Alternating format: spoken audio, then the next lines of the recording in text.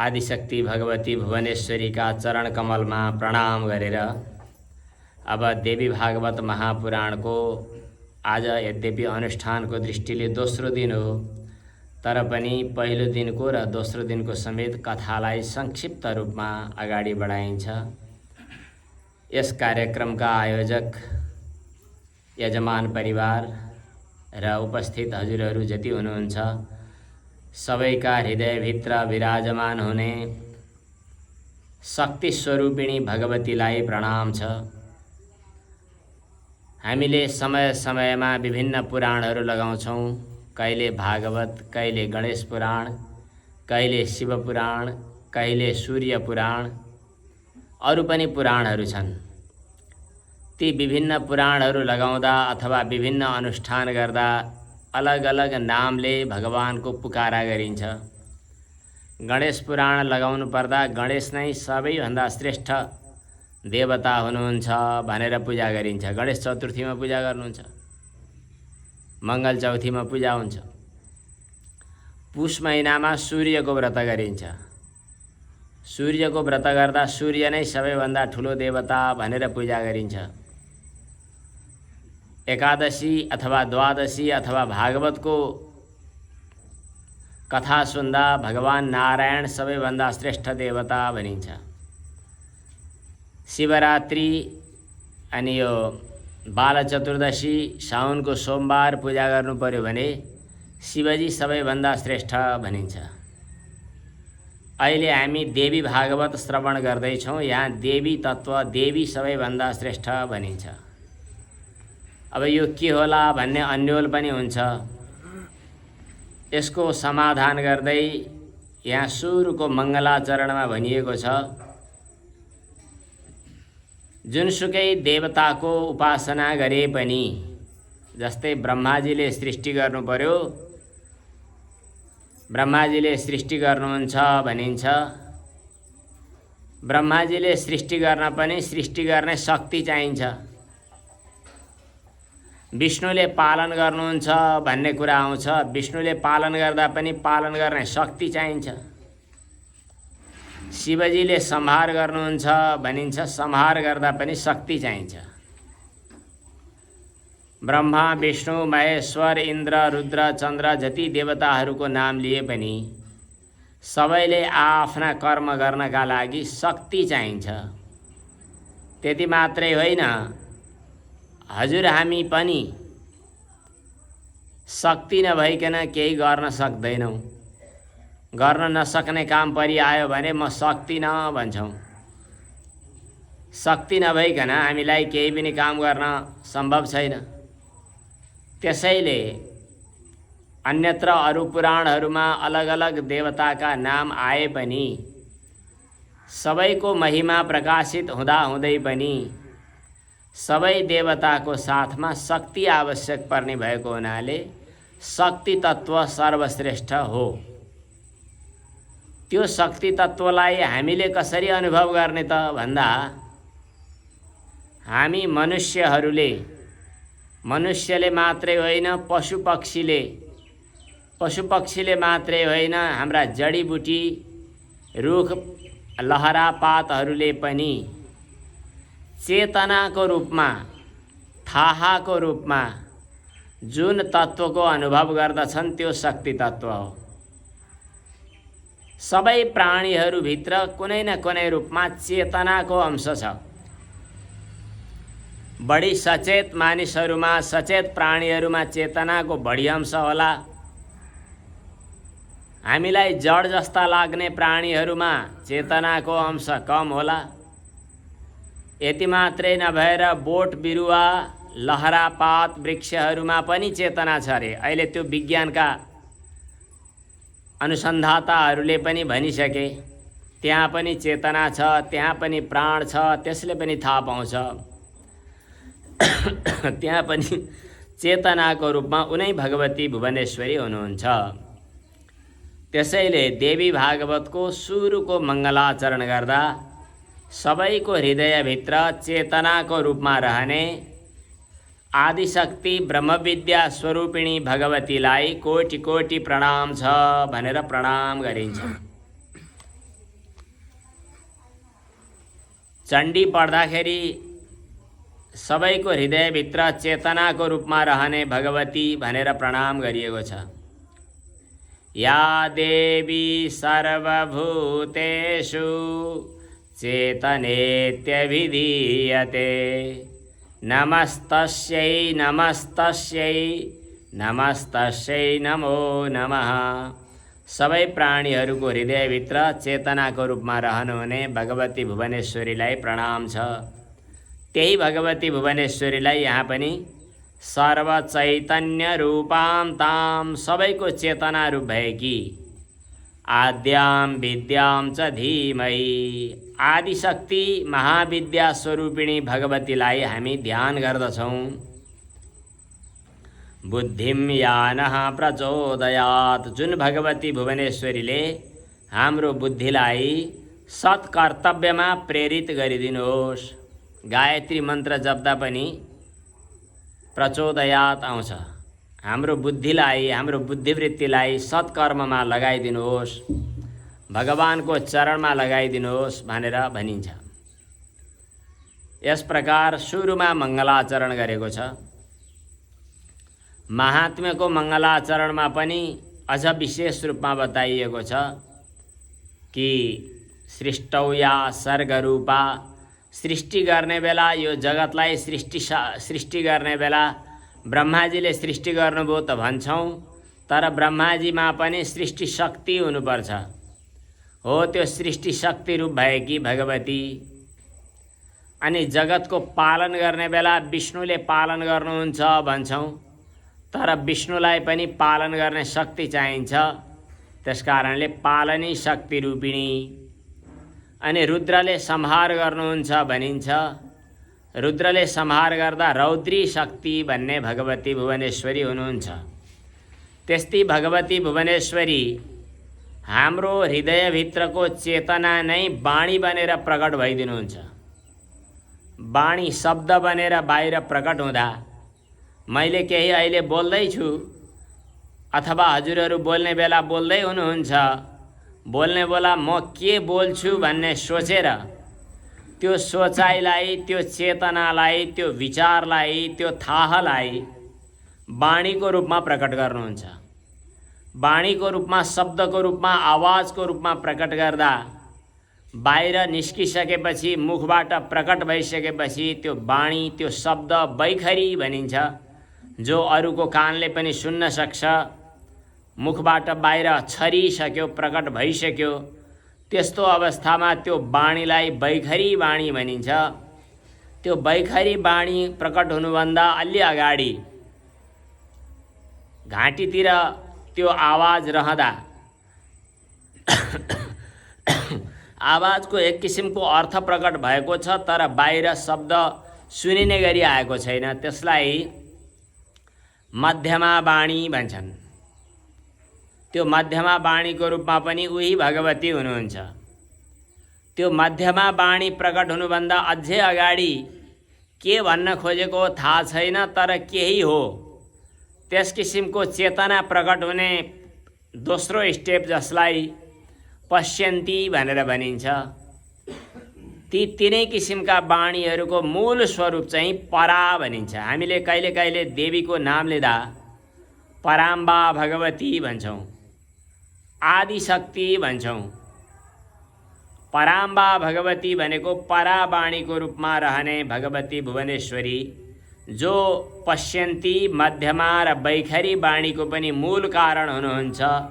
हामी सबैको एउटा मूल चेतनाको रूपमा हुनुहुन्छ।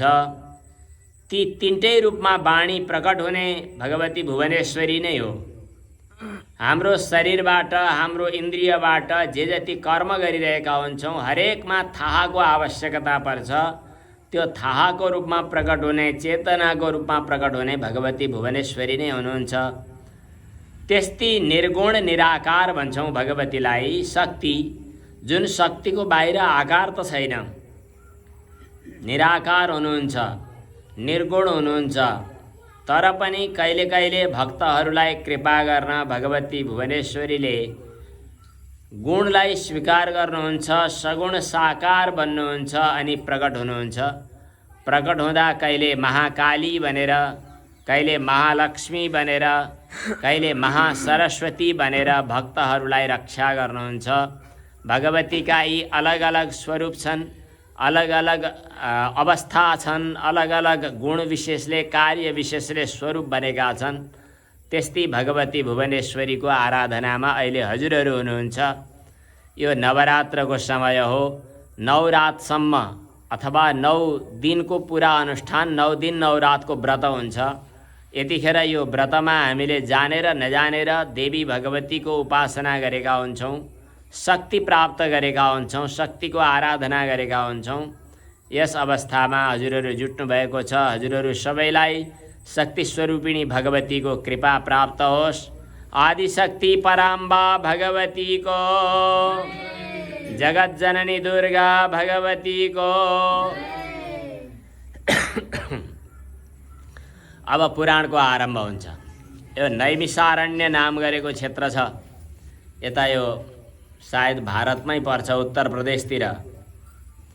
नेपालगञ्जको नजिकबाट बाहिर जाँदा भारततिर त्यहाँ नैमिषारण्य भन्ने छ अहिले पनि।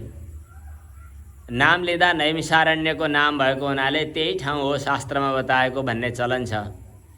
त्यहाँ भित्र नदीबाट जल, भित्रको एउटा कुण्डबाट जल घुमेको देखिन्छ। त्यहाँ फनफन्ती जल घुमिरहेको हुन्छ। त्यो खास गरी चक्र तीर्थ पनि हो भन्ने छ। अन्यत्र कहीं पुराणमा आएको कथा अनुसार कलियुगका ऋषिहरू कलियुगमा तपस्या साधना गर्न असहज हुन्छ, के गर्ने होला भनेर ब्रह्माजीसँग गएर सोधे। ऋषिहरू ब्रह्माजी भएको ठाउँमा गए र ब्रह्माजीसँग सोधे, अब कलियुग, घोर कलियुग आउँदैछ। कलियुगको समयमा हामीले शास्त्र चिन्तन गर्न, तपस्या गर्न, पुराण पाठ गर्न सम्भव छैन। कलियुगमा कलियुगका दोषले सबै ठाउँ दूषित भइरहेका छन्। कहाँ बसेर साधना गर्ने होला भनेर सोधे। ब्रह्माजीले यसो विचार गर्नुभयो र मनबाट एउटा चक्र सृष्टि गर्नुभयो र त्यो चक्र फ्याँकिदिनु भयो र भन्नुभयो, यो चक्रको धार जहाँ गएर टुङ्गिन्छ त्यसै ठाउँमा गएर तिमीहरूले तपस्या गर्नु, त्यहाँ विघ्न बाधा पर्दैन भनिदिनु भयो ब्रह्माजीले। त्यसपछि ब्रह्माजीले जो मनोमय चक्र फ्याँकिदिनु भयो, त्यो चक्र कुद्दै कुद्दै घुम्दै घुम्दै आइपुगेछ र त्यही नैमिषारण्य क्षेत्रमा आएछ। हजुर जानुभएको छ नैमिषारण्य? यात्रामा लगे कि? यात्रामा त गएको छैन, गाडी। नैमिषारण्य क्षेत्रमा गएपछि त्यो चक्रको धार अडियो, रोकियो। त्यही ठाउँमा ऋषिमुनिहरू तपस्या गरेर बस्छन् भन्ने छ। सौनक आदि 88,000 ऋषिहरू वरपर तपस्या गरेर बसेका थिए भन्ने छ। अरू बेला पनि पुराण सुन्दाखेरि प्राय सुन्नुभयो होला, हरेक पुराणको आरम्भ नैमिषारण्य क्षेत्रमा सौनक आदि 88,000 ऋषिहरूले तपस्या गरेको, साधना गरेको, यज्ञ गरेको भनेर सुरु हुन्छ। त्यहाँ सुतजी नाम गरेका पौराणिक मुनि हुनुहुन्थ्यो। जुन सुत पौराणिक मुनि पुराण पढ्ने, पुराणमा विज्ञ हुनुहुन्थ्यो। ती ऋषिहरू सबैले सुतजीलाई सम्मान गर्थे र सुतजीलाई भन्न थाले कि हजुर जय होस्, सुतजी महाराजको, सौनकादि ऋषीश्वरहरूको। सौनकादि ऋषिहरू भन्छन्, हजुर धन्य हुनुहुन्छ, हजुरले पुराणहरू धेरै पढ्नु भएको छ। पुराण पनि थरीथरीका छन्, तर ती थरीथरीका पुराणमध्ये जो सात्विक पुराण हुन्, जसले हृदयलाई एकाग्र बनाउँछ, जसले हामीलाई कर्तव्य पनि सिकाउँछ। अचेल त पुराण सुन्ने रमाइलोको लागि हुन थाल्यो। बाजा गाजा र रमाइलो भए पुराण लागेको हुने, नत्र भने नहुने भन्ने भयो। तर हाम्रा बुवा हजुरबाहरूको समयसम्म पनि पुराण राम्रो ध्यान दिएर त्यहाँका अर्थहरू सुन्ने, अनि त्यो सुनेर आफ्नो कर्तव्य के हो, आफूले के गर्नुपर्छ, के गर्नुहुन्न भन्ने कुरा सिक्ने हो। त्यो सिक्ने आधार भएको हुनाले पुराणले हामीलाई हाम्रो संस्कार जीवन जिउने कलाहरू सिकाउँछ। हुन त पुराण पनि सात्विक राजस तामस तीन थरी छन्, शास्त्रहरू पनि तीन थरी छन्। जुन शास्त्रमा चित्तलाई चञ्चल बनाउने कुराहरू आउलान् अथवा अल्छी लाग्ने कुराहरू आउलान्, ती शास्त्रहरू तामस शास्त्र भए। जोस जाँगर मच्चिने मचाउने काम त गर्छ, संसारका व्यवहार त सिकाउँछ, त्यस्ता शास्त्रहरू राजस भए, रजोगुणी भन्छन्।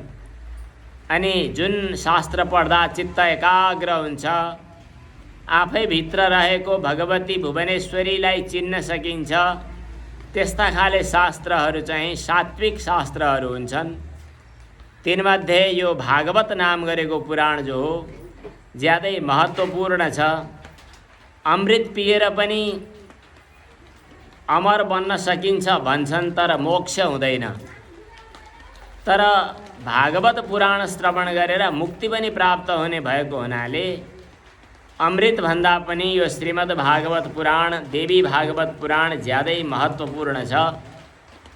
अरू शास्त्रले बताएका यज्ञ गरेर स्वर्गसम्म जान सकिन्छ, तर स्वर्गमा पुगेर पनि एक दिन स्वर्गको पुण्य सकिएपछि स्वर्गबाट तल च्युत हुनुपर्दछ। तर मोक्ष प्राप्त गरिसकेपछि फेरि संसारमा खस्नु पर्दैन, सधैँको लागि परम आनन्द प्राप्तिको स्थानमा पुग्न सकिन्छ। त्यसकारण त्यो महत्त्वपूर्ण श्रीमद् देवी भागवत कथा सुनाउनुहोस् भनेर सौनकादि ऋषिहरूले भगवती भुवनेश्वरीको कथा श्रवण गर्ने इच्छा व्यक्त गरे। त्यसपछि सुतजीले भन्नुहुन्छ, ज्यादै राम्रो कुरा हो, हजुरहरूले जो श्रद्धापूर्वक पुराण श्रवण गर्ने इच्छा राख्नुभयो, यसबाट म पनि धन्य भएँ। अब सम्पूर्ण शास्त्रहरूको सारांशको रूपमा रहेको देवी भागवतको कथा म बताउँछु। देवी भागवत महापुराणको सुतजीले भन्नुहुन्छ, नत्वा तत्पद पंकजं सुललितं मुक्तिप्रदं योगिनां ब्रह्माद्यैरपि सेवितं स्तुतिपरैर्ध्येयं मुनीन्द्रैः सदा वक्ष्याम्यद्य सविस्तरं बहुरसं श्रीमद्पुराणोत्तमं भक्त्या सर्वरसालयं भगवती नाम्ना प्रसिद्धं द्विजा। ब्रह्मा आदि देवताले पनि जुन भगवती भुवनेश्वरीको चरण कमलमा प्रणाम गर्नुहुन्छ, ब्रह्माजीले पनि जसलाई प्रणाम गर्नुहुन्छ, अनि स्तुति गर्न सिपालु भएका योगी मुनिहरूले पनि जुन भगवतीको चरण कमलमा प्रणाम गर्दछन्, त्यस्ती भगवतीलाई प्रणाम गर्दछु र विस्तारपूर्वक देवी भागवतको कथा म सुनाउँछु। देवी भागवतमा त्यस्तो भगवती भुवनेश्वरीको वर्णन गरेको छ जुन भगवतीलाई वेदमा वैदिक मार्गमा विद्या भनेर बताइन्छ। या विद्येत्यभिधीयते श्रुतिपथे शक्तिः सदाद्या परा। जो आदिशक्ति पराम्बा भगवती हुनुहुन्छ, जो सम्पूर्ण संसारका वस्तुहरूलाई जान्नुहुन्छ, संसारको बन्धनलाई नष्ट गर्न पनि निपुण हुनुहुन्छ र सबैको हृदय कमलभित्र विराजमान हुनुहुन्छ। जसको चित्त शुद्ध भएको छ त्यस्ता व्यक्तिले मात्रै भगवती भुवनेश्वरीको रहस्य बुझ्न सक्छन्। दुरात्मा भएका व्यक्तिहरूले भगवतीको रहस्य बुझ्न सक्दैनन्। दुर्ज्ञेया सुदुरात्मभिश्च मुनिभिर्ध्यानास्पदं प्रापिता प्रत्यक्षा भवति सा भगवती सिद्धिप्रदा स्यात् सदा। यो देवी भागवत श्रवण गरेपछि भगवती भुवनेश्वरी हाम्रो विचार पथमा अवतीर्ण हुनुहुन्छ। हामीले भगवती तत्त्वलाई प्राप्त गर्न सक्छौँ। त्यस्ती भगवती हाम्रा निमित्त सधैँ सिद्धिदायिनी भएर रहनुहोस्। सृष्ट्वाखिलं जगदिदं सदसत्स्वरूपं। जुन भगवती भुवनेश्वरीले यो सम्पूर्ण जगत जो सत असत रूप छ, सत असत भन्नाले जड चेतन स्थावर जङ्गमको रूपमा रहेको छ। यस्तो जगतको सृष्टि गर्नुभयो र फेरि जगतको रूपमा आफै प्रकट हुनुभएको हो। जगतको पालन पोषण पनि गर्नुभयो। प्रलय हुने बेला सम्पूर्ण संसारलाई खिचेर आफैमा जसले लीन गराउनुहुन्छ, समृत्य कल्प समय रमते तथैका, यसरी सम्पूर्ण संसारको प्रलय गरिसकेपछि भगवती भुवनेश्वरी एकमात्र रहनुहुन्छ। एकमात्र भगवती भुवनेश्वरी बाहेक संसारमा कुनै पनि पदार्थहरू छैनन्। अहिले देखिएका छन् तर अन्त्यमा भगवतीमा नै लीन हुन्छन्। त्यस अवस्थामा भगवती बाहेक अरू केही पनि रहँदैन। त्यस्तै सम्पूर्ण विश्वको उत्पत्तिको मूल कारण भएकी भगवती भुवनेश्वरीलाई मैले प्रणाम गर्दछु। तां सर्वविश्वजननीं मनसा स्मरामि। हुन त हामीले कथा सुन्दा ब्रह्माजीले सृष्टि गर्नुहुन्छ, विष्णुले पालन गर्नुहुन्छ इत्यादि भन्छन्। तर पनि ब्रह्माजीले सृष्टि गर्दा पनि शक्तिको आधार चाहिन्छ। ब्रह्माजी पनि नाभिकमल, विष्णु भगवानको नाभिकमलबाट प्रकट हुनुभएको हो। ब्रह्माजीले सृष्टि गर्न नसकेर छटपटाएर विष्णुको शरणमा जानु परेको हो।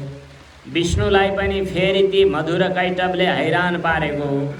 यी सबै कुरा हेर्दा, कथा सुन्दा ब्रह्माजी पनि सृष्टि गर्न स्वतन्त्र हुनुहुन्न, भगवान विष्णु पनि सृष्टिका लागि स्वतन्त्र हुनुहुन्न, यस्तै रुद्र पनि स्वतन्त्र हुनुहुन्न।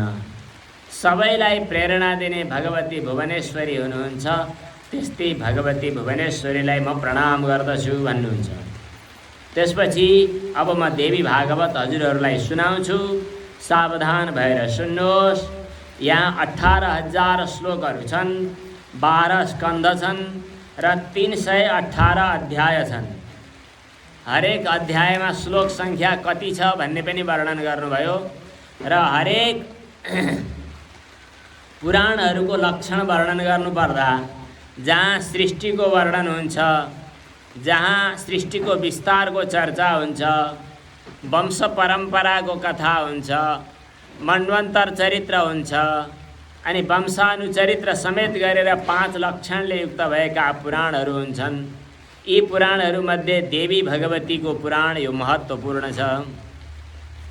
अब यो सर्ग प्रतिसर्ग भनेको के हो भन्ने पनि वर्णन गर्दै गर्दै पुराणका नाम, श्लोक सङ्ख्या अनि उपपुराणहरू सबै बताउनु भएको छ। 18 पुराणहरू छन् भन्ने छ। मत्स्य पुराण, मार्कण्डेय पुराण, भागवत पुराण, भविष्य पुराण अनि ब्रह्म पुराण, ब्रह्माण्ड पुराण, ब्रह्मवैवर्त पुराण। अचेल कसैले सबै पुराण पाठ गर्न रहर गर्छन्। पाठ गर्ने व्यक्तिहरू अहिले पनि पाइन्छन्। पुराणहरूमा धेरै शास्त्रका धेरै रहस्यहरू, वेदको रहस्यहरू बताइएको हुन्छ।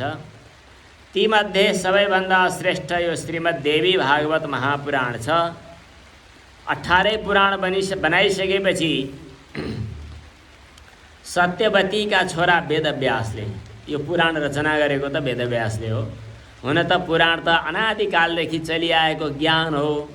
त्यसकारणले व्यासले पनि नयाँ बनाएको होइन, पुरानै वेदको ज्ञान रहेछ भन्न परेको हुनाले पुराण भन्ने शब्दको प्रयोग भयो। पुराण भनेको त पुरानो भनेको हो नि। नयाँ पुराण भन्यो कि क्या हो भनेर सुनो, यसो विचार गरी हेरेको त यो त उही वेदको ज्ञान रहेछ, यो त पुरानै पो रहेछ भनेर भन्दै यो पुराण भयो। पुराण भनेको पुरानो। अनि यो पुरानो पुराण पनि रचना गर्ने बेला वेदव्यासले बनाउनु भयो भनिन्छ। अहिले हामीले जानेका वेदव्यास, जसको नाम हामीले सुन्यौँ, कृष्णद्वैपायन वेदव्यास भनिन्छ। अचेल अध्ययन अनुसन्धान गर्नेहरूले पत्तो लगाएका छन्। हाम्रै नेपालको दमौली भन्ने क्षेत्रमा शुक्ला गण्डकीको किनारमा व्यासको जन्म भयो, जुन वेदव्यास द्वैपायन नामले प्रसिद्ध हुनुभयो भन्ने छ। त्यहाँ सत्यवती मत्स्यगन्धाको कथा आउँछ, जहाँ अहिले पनि मत्स्यगन्धाको सत्यवतीको स्थान अनि वेदव्यासको जन्म भएको स्थान भनेर भनिन्छ। हामीलाई त यो गौरवको कुरा हो।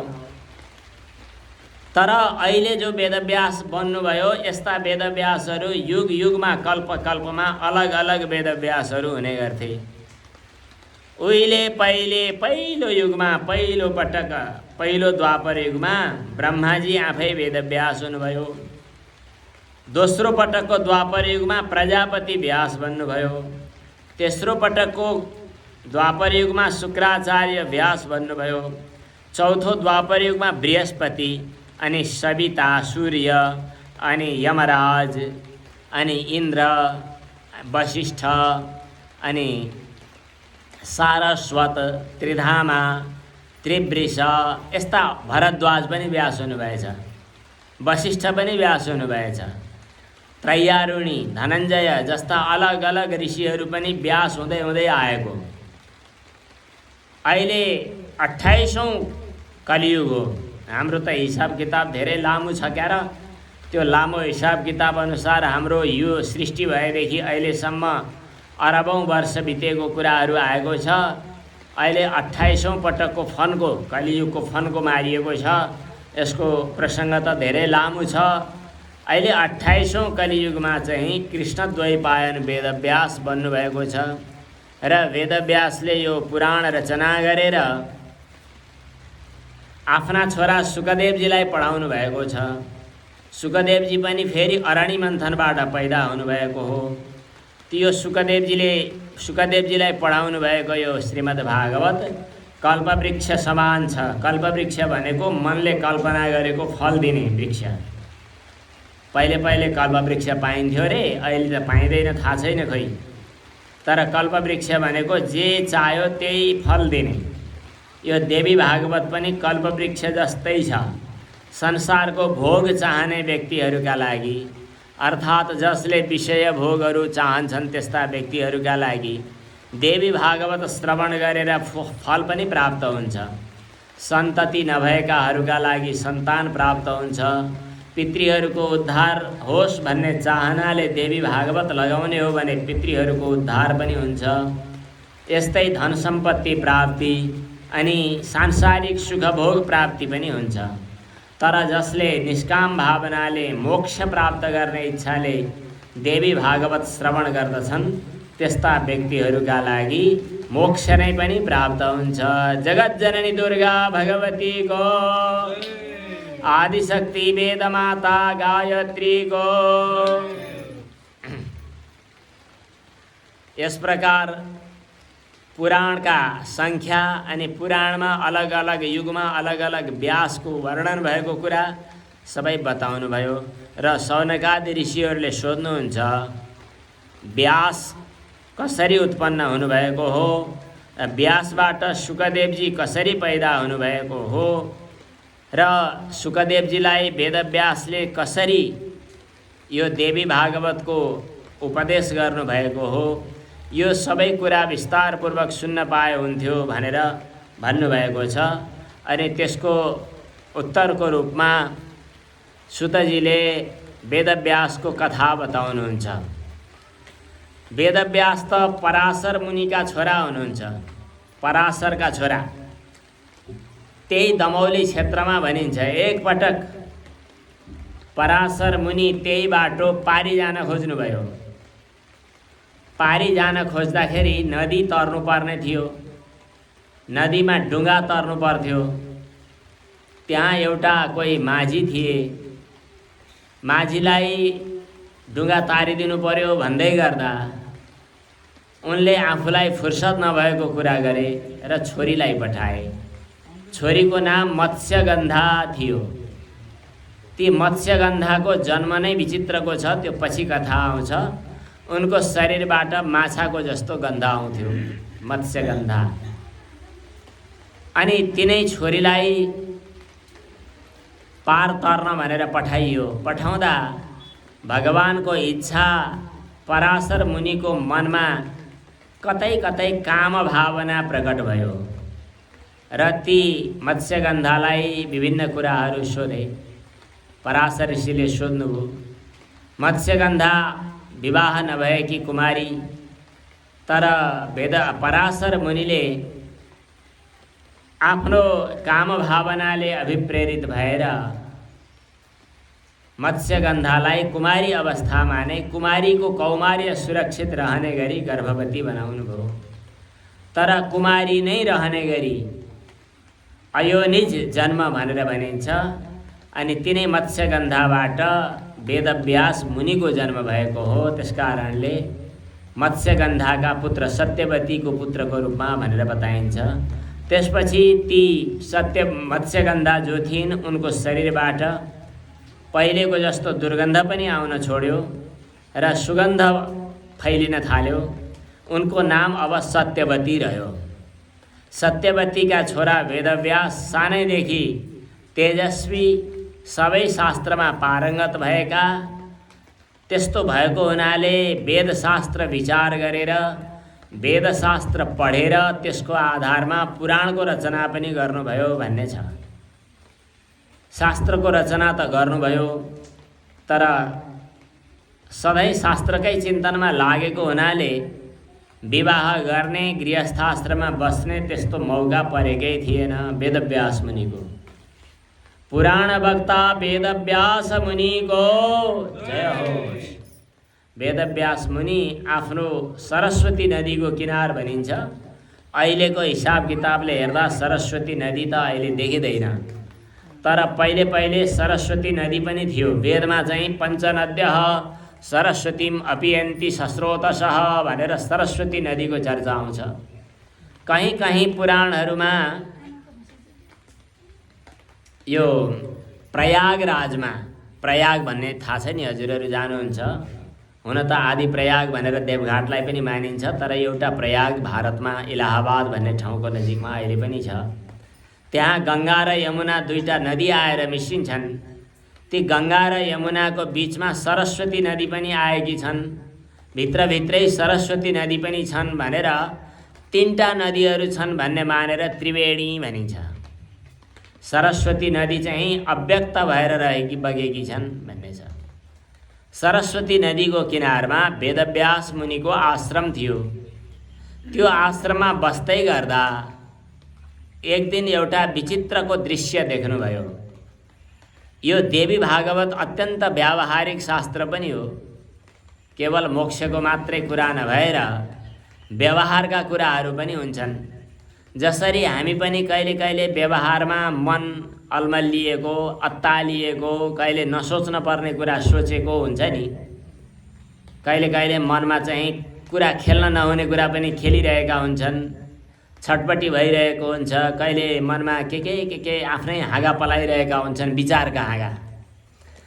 त्यसै गरी वेदव्यास मुनिले पनि विचित्रको कुरा देख्नुभयो, मनमा कल्पना गर्न थाल्नुभयो। एउटा कलबिङ्क भन्छन्, यो भँगेरो जस्तै एउटा चरो, चराको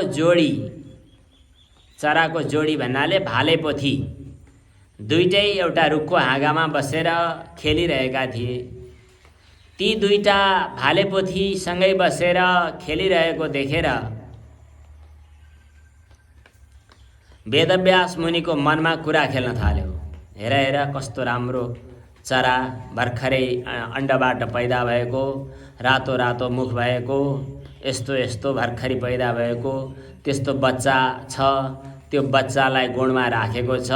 बच्चाले चुमचुम गरेर यसो आमा बाबालाई हेरिरहेको छ। अनि ती आमाहरू दौडिएर पर कहाँ पुगेका छन्, गएर के चारो लिएर आउँछन्। चारो लिएर आएर त्यो भर्खरै जन्मिएको बच्चाको मुखमा चारो दिन्छन्। अनि बच्चा दङ्ग पर्छ, खुसी हुन्छ। आमा नभेट्दाखेरि, बाबा नभेट्दाखेरि पर्खेर च्वाँ कराइरहेको हुन्छ। आएपछि आनन्द मान्छ, खुसी हुन्छ बच्चा। घटना त हो सानोतिनो। अनि ती दुईटा भगेरा भगेरीले त्यो बच्चालाई चाहिँ आफ्नो शरीरले पखेटाले यसो मुसारेको छ, कति आनन्द भइरहेको छ। ती दुईटाको बिचमा प्रेम भएको देखेर वेदव्यासको मनमा चाहिँ कुरा खेल्न थाल्यो। हेर हेर यी चरा च्याखुरा भएर पनि कति माया ममता गरिरहेका छन्। आफ्ना सन्तानहरूप्रति यिनीहरूको कति प्रेम छ। यिनीहरूले यस्तो राम्रो व्यवहार गरिरहेका छन्। अब त छोराको बिहे गर्ने होला, अनि बुहारी आउने होला, अनि यिनीहरूलाई आनन्द हुने होला। बुढेसकालमा पनि छोरा बुहारीहरूले सेवा गर्लान् भनेर मनमा कुरा चलिरहेको होला। छोरा सन्तानहरूले, हाम्रो पनि मान्छेहरूको पनि यदि विवाह गर्ने हो भने स्त्री पुरुष सन्तान आनन्द दुनियाँ नै मजा, क्या मजा हुन्छ होला। अनि आफू मरिसकेपछि मर्ने बेलामा पानी खुवाउलान्, मरिसकेपछि गयामा गएर श्राद्ध गर्देलान्, पिण्ड पानी तर्पण गर्देलान्। सन्तान भएन भने मर्ने बेलामा चिन्ता हुने होला। चिन्ता भएपछि सद्गति शुभगति नपाइने पो हो कि। गरुड पुराणमा नि आउँछ यो श्लोक, अपुत्रस्य गतिर्नास्ति स्वर्गो नैव च नैव च। सन्तान नभए त स्वर्ग पनि पाइँदैन भन्छन्। के हुने हो? अब शास्त्रमा यस्तो यस्तो बताएको छ, के गर्ने? यदि सन्तान भएन भने घरमा भएका सम्पत्तिहरू कसले स्याहार्देला भनेर मनभित्र धेरै चिन्ता हुने होला। त्यसकारणले सन्तान त हुनु राम्रो हो, अब के गर्ने होला भनेर मनमा कुरा खेलाएर वेदव्यास मुनि त्यत्तिकै छटपटाएर बस्नुभयो। यसै गरी बस्दा बस्दै अब के गर्ने, यहीँ छटपटाएर बसेर मात्रै भएन, तपस्या गर्न जान्छु। कहाँ जाने हो कुन्नी, बरु तैपनि अब जानु पर्यो भनेर वेदव्यास मुनि सुमेरु पर्वतमा जानुभयो। मनसा चिन्तयामास कम देवम समुपास्महे। मेरुम पर्वत सन्निधौ, सुमेरु पर्वततिर जानुभयो र अनि कुन देवताको पूजा गर्ने होला भनेर मनमा विचार गर्नुभयो।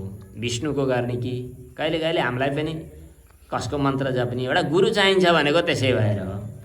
गुरुले तिमीलाई यो मन्त्र हो भनेर दिनुभयो भने तिम्रो इष्टदेव यो हुनुहुन्छ भनिदिनु भयो भने आफूलाई स्पष्ट सफा। नत्र भने कहिले कहिले मनमा अलमल, कसको पूजा गर्ने, कसको आराधना गर्ने। विष्णु रुद्र इन्द्र ब्रह्मा सूर्य गणेश कुमार अग्नि वरुण धेरै छन् देवताहरू, कसको गर्ने?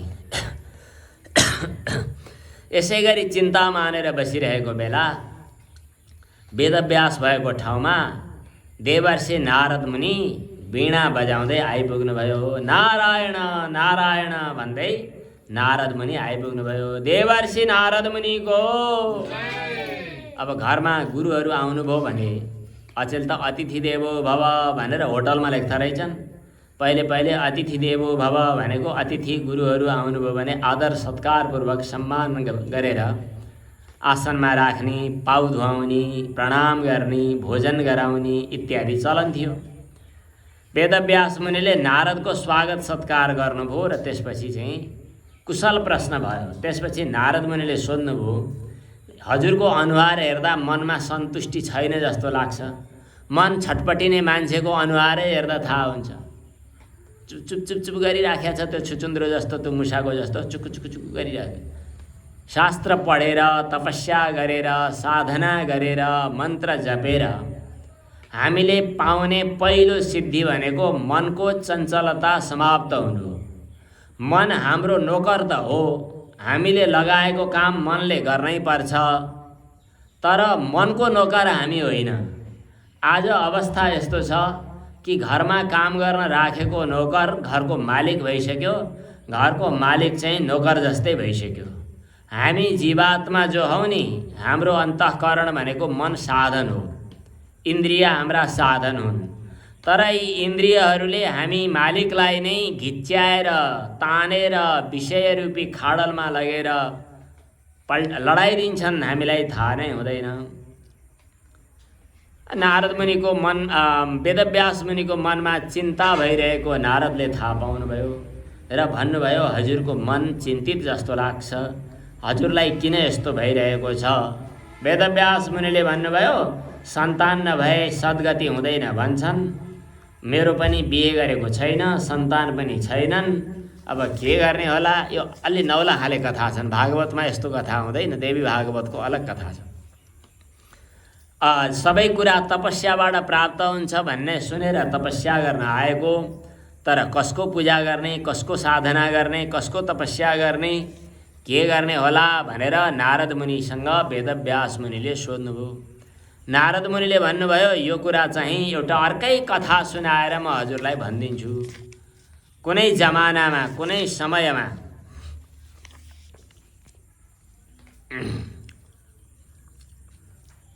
ब्रह्माजीले भगवान विष्णुसँग यस्तै कुरा गर्नुभएको थियो। भगवान विष्णुले पनि तपस्या गरेर बसिरहनु भएको। भगवान विष्णुलाई त भगवानै भन्ने सुनेको छ, तर भगवान विष्णुले पनि ध्यान गरेर आँखा चिम्लेर मन्त्र जपेर तपस्या गरेर बसिरहेको देखेर ब्रह्माजीले सोध्नुभयो, हजुरले पनि तपस्या गर्ने हो, कसको तपस्या गर्नुभएको हो? मलाई त आश्चर्य लाग्यो, हजुर त सबैभन्दा श्रेष्ठ। म पनि हजुरकै नाभिबाट, हजुरको नाभिबाट निस्किएको कमलमा म जन्मिएको। हजुर त आफ्नो इच्छाले सबै काम गर्न सक्नुहुन्छ जस्तो मलाई लाग्थ्यो। आज हजुरले पनि तपस्या गरेर बस्नुभएको छ, कसको तपस्या गर्नुभएको हो भनेर सोद्धाखेरि भगवान विष्णुले भन्नुभएको थियो, मैले आदिशक्ति भगवती भुवनेश्वरी देवीको तपस्या गरेको। ए ब्रह्माजी, तपाईँ जसरी पराधीन हुनुहुन्छ, तपाईँ आफ्नो इच्छाले केही गर्न सक्नुहुन्न जसरी, त्यसै गरी मैले पनि आफ्नो इच्छाले गर्न केही सक्दिनँ। विष्णु भगवान भन्नुहुन्छ, म पनि स्वतन्त्र छैन, मलाई पनि कता कता कता कता पराधीनको अनुभव गर्नुपर्छ। अब कथा त अचम्मको आयो। एकपटकको कुरा हो, विष्णु भगवानले आफ्नो कथा सुनाउनुहुन्छ। एकपटकको कुरा हो, भगवान विष्णु र लक्ष्मी दुवै सँगै यहाँ बस्नुभएको थियो एक ठाउँमा। सँगै बस्दै गर्दा भगवान विष्णुले लक्ष्मीजीको अनुहार हेरेर हाँस्नु भएछ, मुसुक्क हाँस्नु भएछ। हाँस्दा अब ठिकै राम्रै इच्छाले हाँसेको पनि हुनसक्छ, तर लक्ष्मीको मनमा कुरा खेलेछ, किन हाँस्नुभयो भनेर सोध्नुभयो। भगवान विष्णुले भन्नुभयो, त्यसै हाँसेको। अब लक्ष्मीजीको मनमा लाग्यो, पक्कै ढाँटेको हुनुपर्छ, त्यसै हाँसेको भन्ने पनि कहीँ हुन्छ? मलाई कुरा नभन्ने सबै पक्कै पनि अरू कसैको मनमा याद गरेर हाँसेको हुनसक्छ। अब मलाई प्यार नगर्ने अरू कसैलाई प्यार गरेको हो कि भन्दै कुरो खेल्ने मनको कुरा त हो। यो एउटा मनको दुष्टता, मनले सोच्दै कसरी कहाँबाट कहाँ पुर्याउँछ भन्ने कुरा देखाउनु पनि छ यहाँ। अनि त्यसै पनि हाँसिन्छ, त्यस्तो कहाँ हुन्छ भनेर भगवान विष्णुलाई लक्ष्मीजीले के भन्न थाल्नुभयो। भन्दै भन्नुभयो, तपाईँ यो हाँसिरहने, तपाईँको त यो अनुहार पनि हेर्न मन छैन, तपाईँको शिर त पतन भइजाओस् भनेर भनिदिनु भएछ टाउको। कसरी भन्नुभयो थाहै छैन, अचानक मुखबाट आयो। हुन पनि त्यो एउटा लक्ष्मीजीको साप थियो। त्यो सापको कारणले एकपटक यस्तो भएछ, देवताहरूको रक्षा गर्नका लागि भगवान विष्णु युद्धमा लाग्नु भएछ। युद्ध गरेर देवतालाई विजयी बनाएर अनि आराम गरेर बस्नुभयो। आराम गरेर बस्नुभएको थियो। बस्दै त्यहीँ निदाउनु भएछ। एउटा धनु थियो, भगवान विष्णुले धनु लिनुहुन्छ। चापः सारङ्गम मुरारेस्तु, भगवान विष्णुको धनु जसलाई सारङ्ग भनिन्छ। भगवान विष्णुको सारङ्ग धनु, त्यो धनु यस्तो टेकाएर भगवान विष्णु बस्नुभएको थियो, त्यहीँ निदाउनु भएछ। निदाएको निदाए अब उठ्नुहुन्न। यो संसारको रक्षा गर्ने जिम्मा त विष्णु भगवानको। विष्णु भगवान त भुसुक्कै निदाउनु भयो। अब के गर्ने होला, बिउझाउन पनि कसरी बिउझाउने? ए उठ्नुहोस् भनेर यस्तो झकझक्याएर बिउझाउन पनि अलि आदर गर्नेहरूलाई भन्न मिल्दैन। के गर्ने होला भनेर चिन्ता मानेपछि अनि उनीहरूले एउटा सोच बनाए। यो धनुको आडा लगाएर अब सुत्नु भएको छ। यो धनुको टुप्पोमा चाहिँ त्यो ताँदो छ। त्यो ताँदो भनेको डोरी।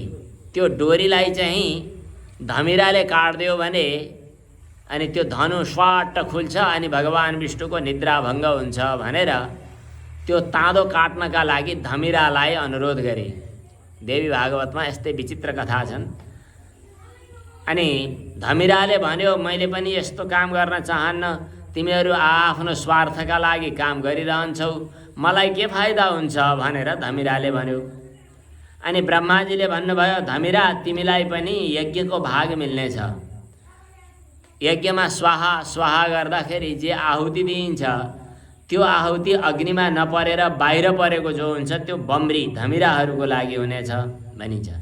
त्यसकारणले यज्ञमा स्वाहा गर्दा जे जति बाहिर छरिएको चिज हुन्छ त्यो चाहिँ भनेर त्यत्तिकै फ्याँक्ने होइन, त्यो पनि कुनै देवताको कार्य सिद्ध गर्ने कुनै प्राणीहरूको लागि हो भनेर छुट्याएर राखिदिनुपर्छ। त्यो फाइदा हुन्छ भने ठिकै छ भनेर बम्रीले धमिराले गएर त्यो धनुको टुप्पो बिस्तारै बिस्तारै काट्दियो।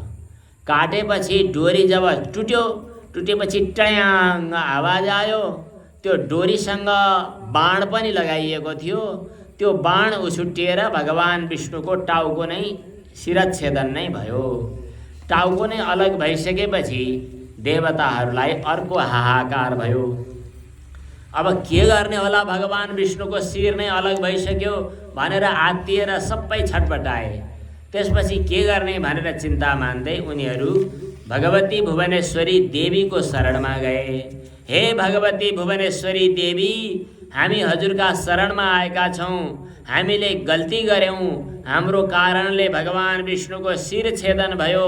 अब के गर्ने हो, हजुरले नै कल्याण गर्नुहोस् भनेर भगवती भुवनेश्वरीलाई देवताहरूले वेदहरूले समेत स्तुति गरे भनेको छ।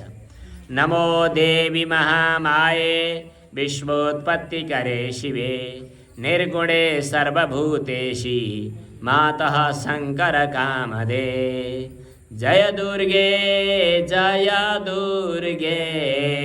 दुर्गति नाशिनी जय दुर्गे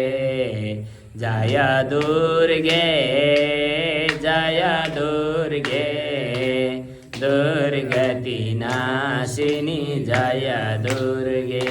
दुर्गति नाशिनी दुर्गा भगवती को भव्य स्तुति गरे। भगवती भुवनेश्वरी प्रकट हुनुभयो। भगवती भुवनेश्वरीले भन्नुभयो अब के गर्ने त, नहुनु भइहाल्यो, अब यस्तै हो। अब तिमीहरूले चाहिँ के गर भने अब अगाडि जुन प्राणी भेटिन्छ उसैको शिर ल्याएर लगाइदेऊ। अब कुन प्राणी भेटिन्छ, जुन भेटिन्छ त्यसैको, घोडा भेटिन्छ त्यसैको टाउको ल्याएर लगाइदेऊ। भगवती भुवनेश्वरीको दिव्य वाणीबाट यो कुरा सुनेर देवताहरूले गएर त्यो घोडाको टाउको ल्याएर काटेर भगवान विष्णुको टाउकोमा जोडिदिए। अब भगवान विष्णुको एउटा नयाँ अवतार भयो, हयग्रीव अवतार। वैष्णव परम्परामा भगवानको हयग्रीव अवतारको ठुलो महिमा वर्णन गरिन्छ। शास्त्रमा हयग्रीवको कथा आएको छ। हयग्रीव भनेको घोडाको जस्तै शिर भएको हयग्रीव अवतार भगवानको। यस्तो किन हुन्छ त भन्दा उहिले कहिले एउटा हयग्रीव नाम गरेको असुर दानव थियो। त्यो हयग्रीव नाम गरेको असुर दानवले ठुलो तपस्या गरेको थियो भगवती भुवनेश्वरीको। अनि त्यो दानवले तपस्या गरेर भगवतीसँग वरदान माग्यो।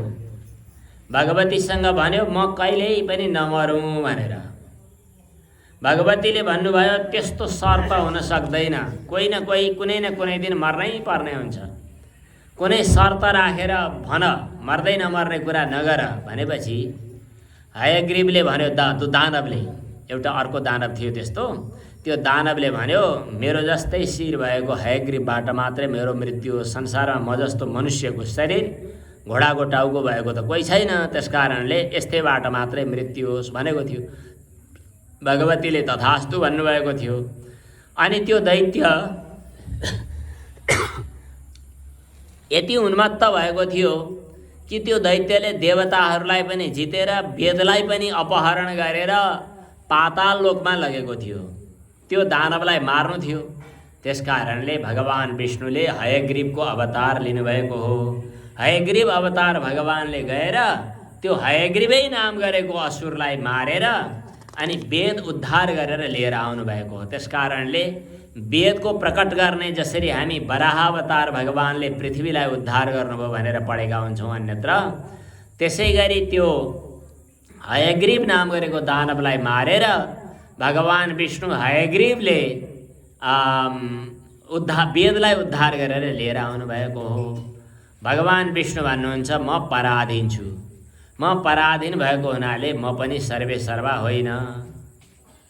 त्यसपछि अर्को कथा पनि बताउनुहुन्छ। सृष्टि जब भएकै थिएन, यो सृष्टि हुनुभन्दा अगाडि जताततै पानी पानी थियो अरे।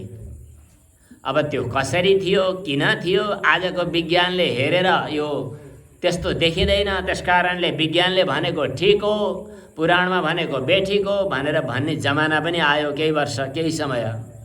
अचेल फेरि पछि आइसकेपछि अरू विभिन्न ब्रह्माण्डका, विभिन्न अन्यत्रका लोकहरूको परिकल्पना गरेर जलमय पृथ्वी भएको, जलमय संसार भएको अवस्था पनि परिकल्पित रहेछ भन्ने कुराको अहिले अध्ययन अनुसन्धान भइरहेकै छ।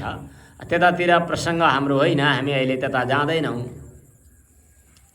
भगवान विष्णु चाहिँ शेषशय्यामा सुत्नु भएको थियो। शेषशय्या भनेको शेषनागको बिस्तारा। शेषनाग पुरै फन्को मारेर तल पसारिएको छ, बिस्तारा बनेको छ। अगाडिपट्टि फणा आएर भगवान विष्णुको शिरमाथि छाता लगाइदिएको छ। भगवान विष्णु त्यही शेषमाथि सुत्नु भएको छ। शेष भनेको के होला? यसको दर्शन, यसको रहस्य, यसको ज्ञान पक्ष अर्को छुट्टै छ। भागवतमा आएको छ, तस्मात् एकः शिष्यते शेषसंज्ञः। अनात्म पदार्थलाई हटाउँदै जाँदा जो बाँकी रहन्छ त्यस्तो परम तत्त्वलाई शेष भनेर बताइन्छ। त्यही शेषको आश्रयमा भगवान विष्णु सुत्नु भएको छ। अनि भगवान विष्णुको नाभिबाट एउटा कमलको फूल प्रकट भएको छ। नाभि भनेको हामीले नेपाली भाषामा नाइटो भनेर बुझ्छौँ। नाभि, त्यो नाभिलाई नै एउटा कमल पैदा हुने ठाउँ भनेर बताएको छ। अब नाभिमा कमल कसरी पैदा भयो, यसको अर्थ विचार गर्न शब्दको अरू तात्पर्य खोज्नुपर्ने हुन्छ। नभ शब्दको अर्थ आकाश पनि हो। नभएवा नाभि, जुन भगवान, जुन विष्णु तत्त्वको, जुन व्यापक विष्णु तत्त्वको नाभिमा, यो नाभिको रूपमा यो सम्पूर्ण आकाश नभोमण्डल कल्पना गरिएको छ, त्यस्तो विष्णु तत्त्व कति व्यापक हुनुहोला त्यो अर्थ सङ्केत गर्न खोजिएको छ। त्यो नाभिबाट एउटा कमल पैदा भएको छ।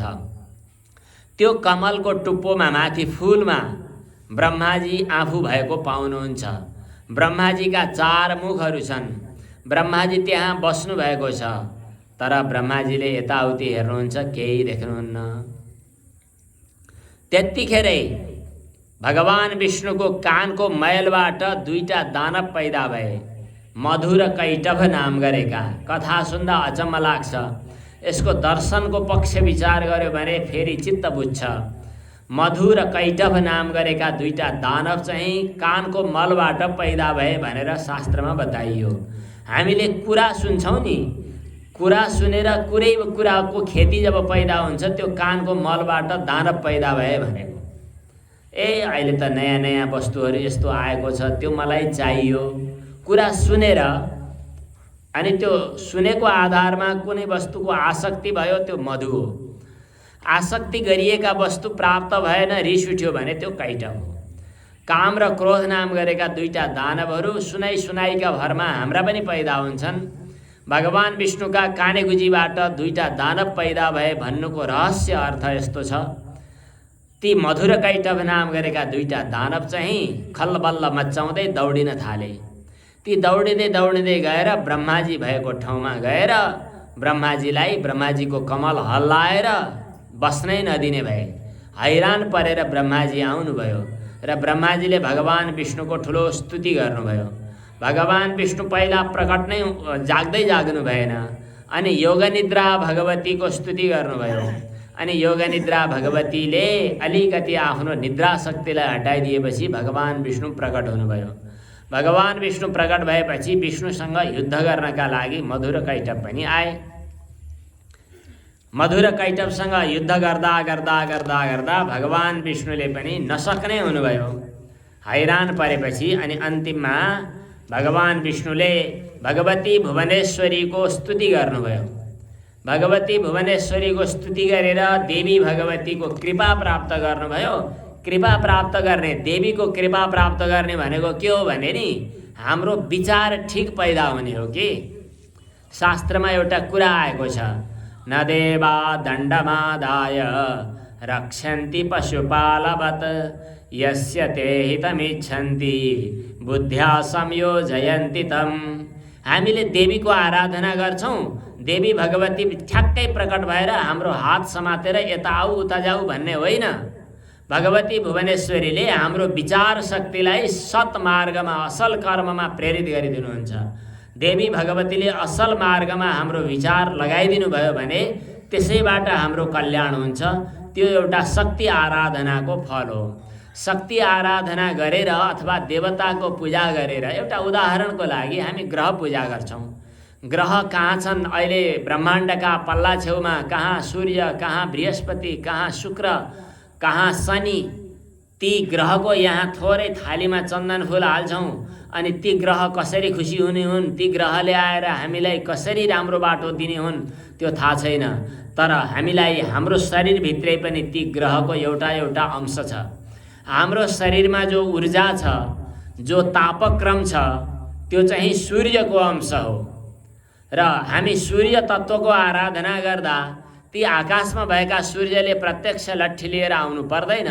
हाम्रो शरीरको तापक्रम, ऊर्जा, एउटा उत्साह, यसको सन्तुलन बन्छ। चन्द्रमा मनस तत्त्वको, मनको देवता हुनुहुन्छ। चन्द्रमा मनसो जातः हामी भन्ने गर्छौँ नि। अनि चन्द्रमा ठिक हुँदा हाम्रो मन तत्त्व ठिक हुन्छ। अनि मङ्गलले हामीलाई क्रियाशील बनाउने हो। मङ्गललाई हामी यहाँ पूजा गर्दै गर्दा हाम्रो हृदयभित्र रहेको मङ्गल तत्त्व अनुकूल बन्छ। बुध तत्त्वले सद्बुद्धि दिन्छन्, बृहस्पतिले ज्ञान दिन्छन्, शुक्रले ऊर्जा दिन्छन्, शनिले क्रियाशक्ति कर्मठ बनाउँछन्, राहु र केतुले पनि हामीलाई ऊर्जा थपिदिन्छन्। त्यसैले ग्रह पूजा गर्दा हामी भन्ने गर्छौँ, सूर्य शौर्य मथेन्दुरुच्च पदवीं सन्मङ्गलं मङ्गलः सद्बुद्धिञ्च बुधो गुरुश्च गुरुतां शुक्रसुखं शंसनि राहुर्बाहुबलं करोतु सततं केतुः कुलस्योन्नतिं नित्यं प्रीतिकरा भवन्तु मम ते सर्वे अनुकूला ग्रहाः। र प्राय अहिले समाजमा एउटा चलन छ ग्रह काट्ने भन्ने। ग्रह काट्ने होइन, अनि ग्रह समाप्त हुन्छन् भन्छन्। त्यो ग्रह समाप्त हुने पनि होइन, ग्रह काट्ने पनि होइन।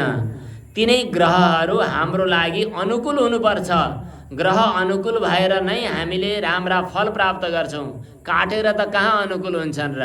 ग्रह नै नभए ग्रह राज्यम हरन्ति च, ग्रह राज्यम प्रयच्छन्ति, ग्रह राज्यम हरन्ति च। हामीलाई सम्पन्न समृद्ध बनाउने पनि तिनीहरूले हो र हामीलाई दुखी बनाउने पनि उनीहरूले हो। उनी अनुकूल भए भने हाम्रो अनुकूल फल प्राप्त हुन्छ भन्ने प्रसिद्धि छ। त यहाँ मधुर कैटभ नाम गरेका दानवले सताएपछि ब्रह्माजी भगवान विष्णुले भगवती भुवनेश्वरीको स्तुति गर्नुभयो। त्यो स्तुतिबाट प्रसन्न भएकी भगवती भुवनेश्वरीले आशीर्वाद दिनुभयो, कृपा गर्नुभयो र आशीर्वाद प्राप्त गरेपछि भगवान विष्णुको दिमागमा आइडिया आयो। आइडिया भन्छ नि अचेल, नयाँ एउटा क्षमता भयो। त्यसपछि भगवान विष्णुले भन्नुभयो मधुकैटभलाई, ओहो 500 वर्षसम्म तिमीहरूसँग लडाइँ गऱ्यौँ, लडाइँ गर्दा म पनि बलियै हुँ, तर मैले जित्न सकिनँ। तिमीहरू असाध्यै बलिया रहेछौ। तिमीहरू साह्रै बलिया भएको हुनाले तिमीहरूको बलबाट म ज्यादै खुसी भएँ। अब वरदान माग भनेर भन्नुभयो भगवान विष्णुले। ती मधुर कैटभले भने, अब हार्नेले पनि म वरदान माग भन्ने हो र? हामी जित्ने हौँ, जित्नेले पो वरदान दिने हो त? तिमी हरुवा म जितुवा, जितुवाले वरदान दिने कि हरुवाले वरदान दिने?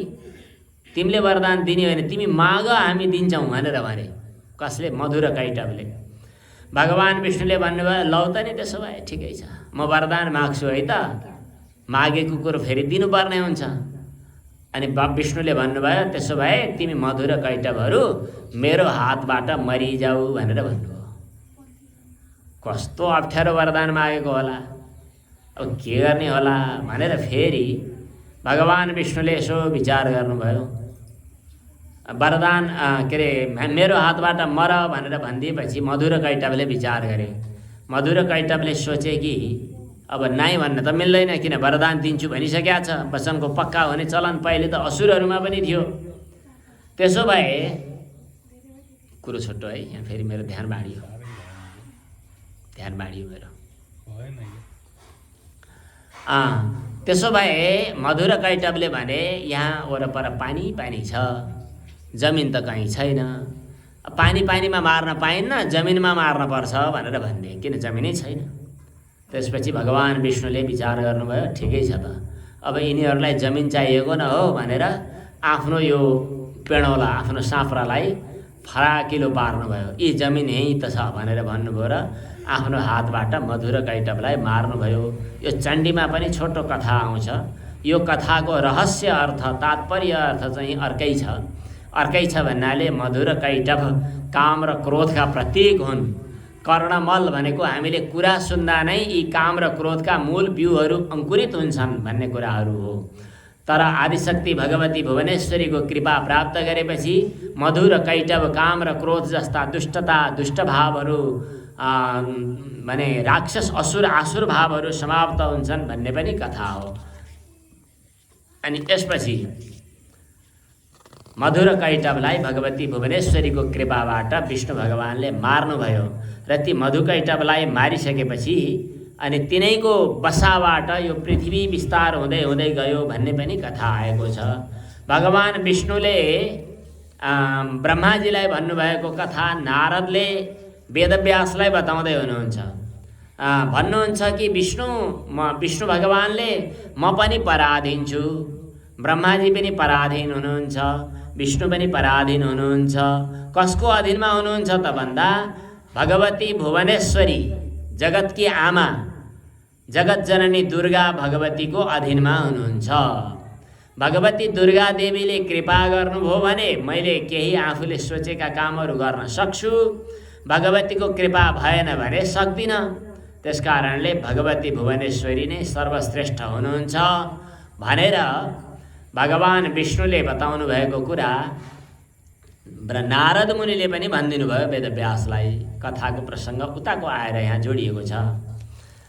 त वेदव्यास मुनि नारदको उपदेशबाट अब तपस्या गरेर भगवती भुवनेश्वरीको तपस्या गरेर बस्नुभयो। भगवती भुवनेश्वरीको तपस्या गरेर अझ यहाँ त शिवजीको तपस्या गर्नुभएको भन्ने सम्म पनि कथा आएको छ। जो तपस्याबाट वरदान प्राप्त गर्नुभयो र भन्नुभयो कि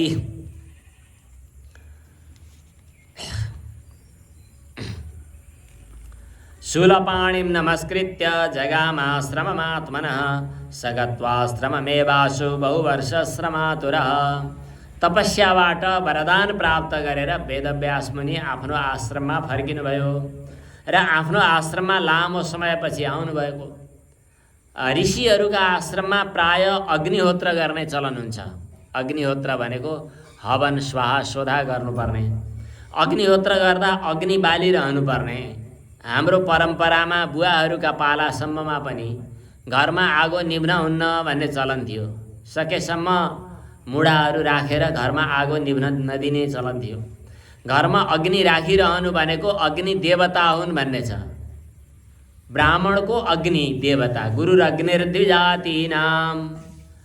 त्यही परम्पराको अनुसरण गर्दै हजुरहरूको पालामा छुट्यो कि नत्र भने भोजन गर्नुभन्दा अगाडि कोइला अग्नि मागेर यसो अलिकति बल बस्ने चलन थियो पहिले। अचेल अग्नि देवतालाई घरमा सम्मान गर्ने त्यो परिस्थिति छैन। त्यसो भए पनि बत्ती दीप प्रज्वलित गरेर अझ गृहस्थहरूले सकिन्छ भने अखण्ड दीप बाल्दा झन् राम्रो। बत्ती बालेर भए पनि घरमा अग्नि देवता हाम्रो देवता हुनुहुन्छ भनेर भन्नुपर्ने हुन्छ। त अग्नि चाहिन्छ। लामो समय तपस्यामा गएको हुनाले अग्निकुण्डका अग्नि निभिसकेको अवस्था थियो। त्यसैले अब अरणी मन्थन गर्नु पर्यो भनेर अरणी मन्थन गर्न थाल्नुभयो। यो पहिलेका कथा प्रसङ्गहरू अहिलेका युगका श्रोताहरूलाई त सुनाएर बुझाउन पनि गाह्रो पर्ला जस्तो। अरणी मन्थन भनेको के हो थाहै छैन। अचेल हामीहरूले पनि झन्डै भुल्न थालिसक्यौँ। यज्ञ कर्म गर्दा अग्नि निकाल्नु पर्दाखेरि काठबाटै घोटेर अग्नि निकाल्ने, सलाई पारेर होइन, काठबाटै अग्नि निकाल्ने। तल एउटा काठ राख्ने, माथि अर्को काठ राख्ने, अनि बिचमा ठाडो गोलो काठ राख्ने। अनि त्यो ठाडो गोलो काठलाई चाहिँ डोरी लगाएर घ्यार घुर पारेर दही माथि चाहिँ मथ्ने, दायाँ बायाँ माथिबाट काठ थिचेर। यसरी काठ घोड्दाखेरि त्यहाँबाट बिस्तारै धुवाँ निस्किएर अनि आगो प्रकट हुन्छ, त्यसलाई अरणि मन्थन भन्छन्। अरणि मन्थन गर्ने क्रममा मन्त्रहरू पनि हुन्छन्। मन्त्र ठिक प्रयोग गरियो भने छिटो अग्नि प्रकट हुन्छन् भन्नेसम्मको पनि प्रचलन छ। यसै गरी अरणि मन्थन गरिरहेको बेला आकाशबाट एउटी घृताची नाम गरेकी अप्सरा यात्रा हिँडिरहेकी रहेछ। ती अप्सरालाई देखेर मनमनमा एउटा कुरा खेल्न थाल्यो, अब सन्तान चाहिएको, मैले भगवानको तपस्या पनि गरेको, तर विवाह नगरी सन्तति हुँदैनन्, तर विवाह गर्ने मलाई इच्छा छैन, विवाह गरेर संसारमा रमाउने इच्छा पनि, अल्मलिने इच्छा पनि छैन, तर संसारबाटै पार तार्न र मैले दिएको ज्ञान सिक्नका लागि सन्तानको आवश्यकता पनि छ, के गर्ने होला भनेर चिन्ता मान्दै मान्दै अरणि मन्थन गरिरहँदा अकस्मात जो ज्ञान तत्व प्रकट हुने भगवान शिवजीको अंश भनेर भनिन्छ, शुकदेवजी वेदव्यासको चिन्तनबाट, वेदव्यासको सोचाइबाट, वेदव्यासको त्यो एउटा इच्छा शक्ति प्रकट भएर त्यही अरणि मन्थन गर्दै गर्दा त्यही अरणिबाटै एउटा बालक पैदा भए। जुन बालक पहिला शुकको रूपमा घृताची नाम गरेकी अप्सरा सुगा बनेर हिँडिरहेको देखेर मनमा कुरा खेलेको हुनाले शुक नाम राख्नुभयो वेदव्यास मुनिले। वेदव्यास मुनिका पुत्र शुकदेवजीको यसरी अरणि मन्थन गर्दा गर्दै प्रकट भएको, उत्पत्ति भएको भन्ने कथा यहाँ आएको छ। भक्तवत्सल भगवानको, श्री शुकदेवजी महाराजको।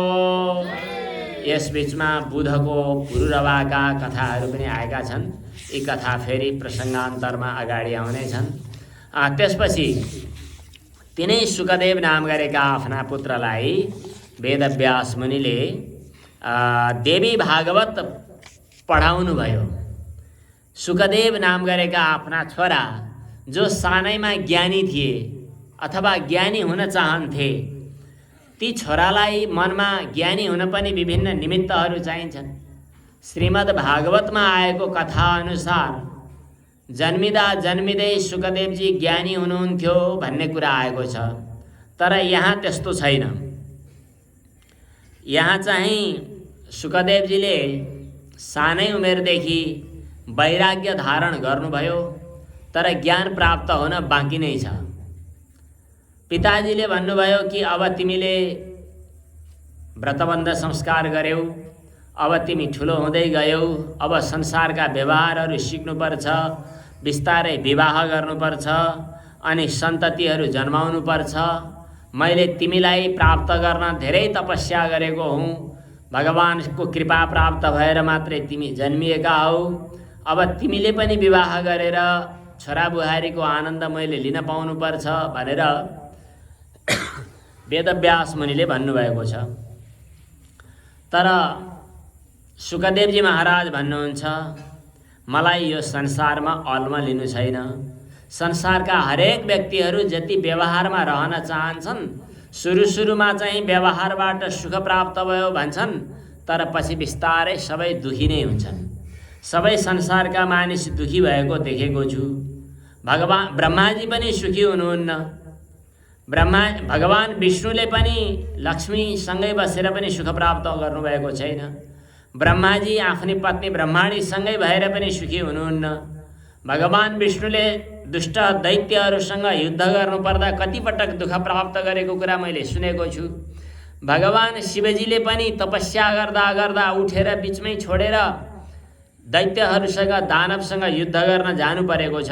शङ्करोऽपि सदा दुःखी भवत्येव च वेद्म्यहम्, तपश्चर्यां प्रकुर्वाणो दैत्ययुद्धकरः सदा। दैत्यहरूसँग युद्ध गर्न परिरहेको छ। संसारका मानिसहरू सुखी भएको मैले देख्दिनँ। संसारमा जन्मिँदा पनि दुःख, अनि बढ्दै गर्दा पनि दुःख, अनि बुढो हुँदा दुःख, मर्दा कति दुःख। आमाको गर्भभित्र बस्दा त्यतिखेर छ्या कस्तो घिन लाग्छ। दिसा पिसाबको थैलोभित्र त्यो सालनालले बेरिएर 9 महिनासम्म गुटमुटिएर बस्नुपर्दा गुटुमुटु भइकन गर्भजालमा, त्यो गर्भजालमा गुटुमुटु भएर कुक्रुक्क परेर बस्नुपर्दा, त्यो दुर्गन्धको बिचमा बस्नुपर्दा कति दुःख।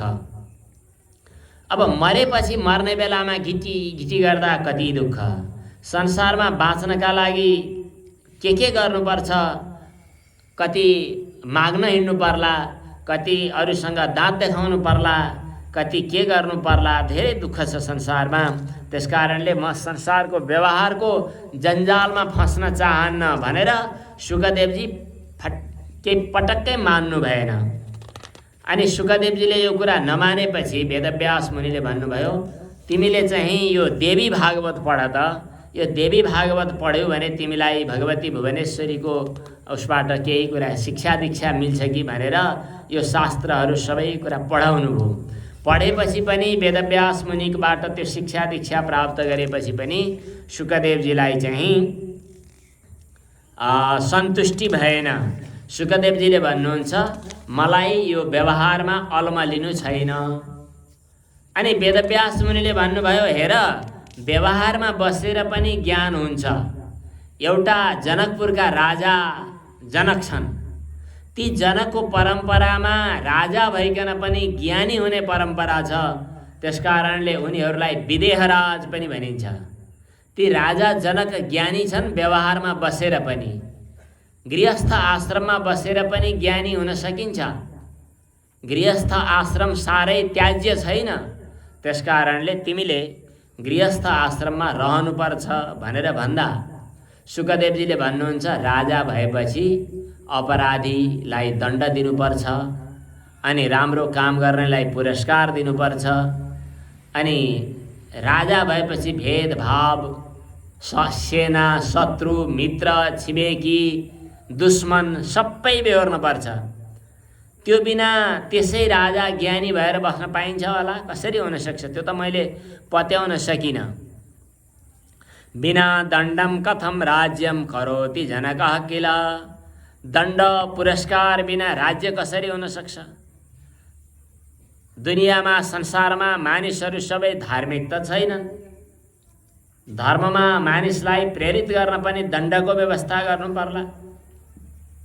यो मेरो तेरो, यो राम्रो यो नराम्रो भेदभाव, मनमा विभिन्न कुराहरू गर्नु पर्ला। त्यस्तो अवस्थामा राजा भइकन ज्ञानी कसरी हुन सकिन्छ र भनेपछि वेदव्यास मुनिले भन्नुभयो, तिमीलाई विश्वास लागेन भने जाऊ जनकपुरमा। जनकपुरमा गएर वेदव्यासलाई भेट भनेर भन्नुभयो। बरु फर्केर आउनु, फेरि यहीँ आउनु, बाबाको माया नमार्नु भन्नुभयो। ठिकै छ, हस् भनेर शुकदेवजी जनकपुरमा जान थाल्नुभयो। जनकपुरमा जाँदा बिचमा गेटमा नै द्वारपालले भित्र जान दिएनन्। तपाईँ को हो, कहाँबाट आएको हो, त्यसै जान पाइँदैन।